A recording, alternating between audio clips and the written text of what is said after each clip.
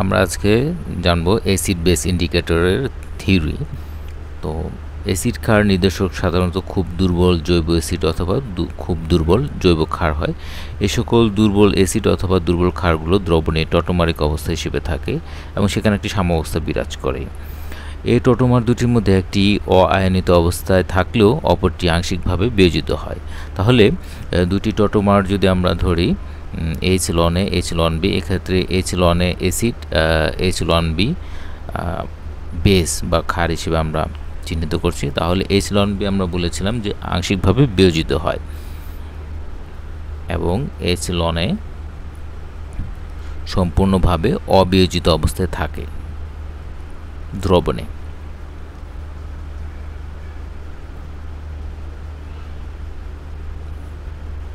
তাহলে আমরা H loan বির ক্ষেত্রে লিখতে পারি যে টটোমারটি রয়েছে এইচ লন বি বিয়োজিত অবস্থায়, হাইড্রোজেন আয়ন এবং লন বি নেগেটিভ আয়ন উৎপন্ন হয় এবং এই ক্ষেত্রে আমরা দুটি সাম্যাবস্থা পেয়ে থাকি, যেমন অ্যাসিডের এবং ক্ষারের ভিতরে এবং ক্ষার এবং তার আয়নের ভিতরে একটি সাম্যাবস্থা বিরাজ করছে দুটি। তো প্রথমটি K1 এবং পরেরটি K2। K1 এর ক্ষেত্রে আমরা বলতে পারি যে উৎপাদের ঘনমাত্রা ডিভাইডেড বাই প্রোডাক্টের বিক্রিয়কের ঘনমাত্রা। এটা সাম্য ধ্রুবকের সূত্র অনুসারে আমরা সেভাবে লিখে নিলাম। আবার দেখছি,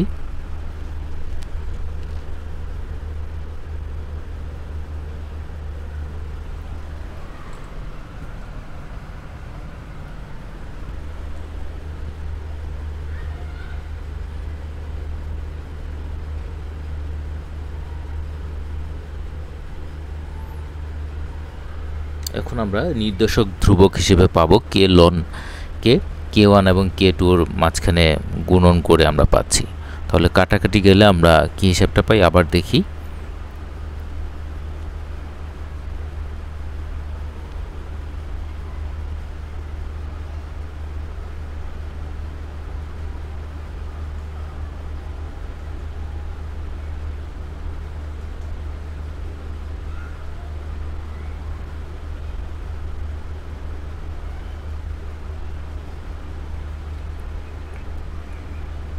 তাহলে কে লন সমান পাচ্ছি hydrogen ion ln B minus H ln A, তারপর সেক্ষেত্রে আমরা হাইড্রোজেন আয়ন সমান পাচ্ছি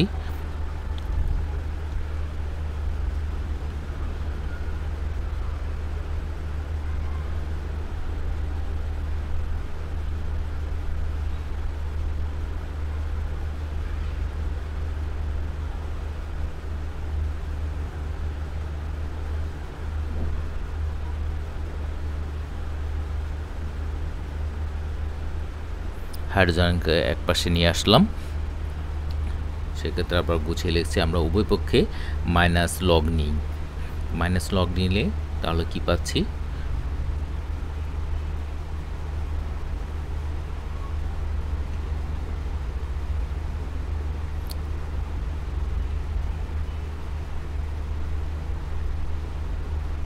এখন আমরা সাজিয়ে লিখব, উপর নিচ করলে এটা প্লাস হয়ে গেল।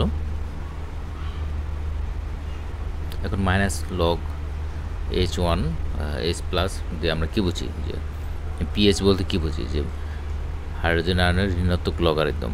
তাহলে সেক্ষেত্রে আমরা এখানে লিখতে পারি পিএইচ সমান মাইনাস লগ যা আছে তাই।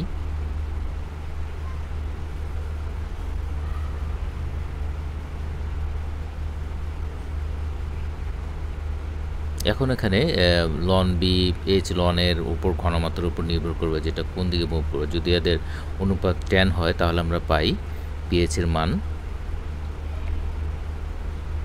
যেটা কিনা লন মাইনাস বি বা ক্ষারীয় অবস্থা প্রকাশ করছে।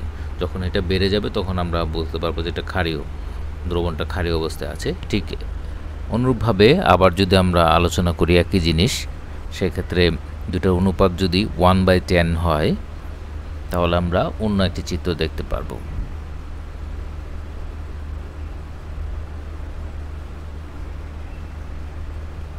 ln/b ln/এর যে অনুপাত যদি 1/10 হয় তাহলে আমরা পাই পি লন -1, সেক্ষেত্রে অ্যাসিডের ঘনমাত্রা প্রকাশ পাবে, অ্যাসিড পিএইচটা অ্যাসিডের দিকে ধাবিত হবে। সুতরাং নির্দেশক পি লন একটি রেঞ্জের ভিতরে থাকছে।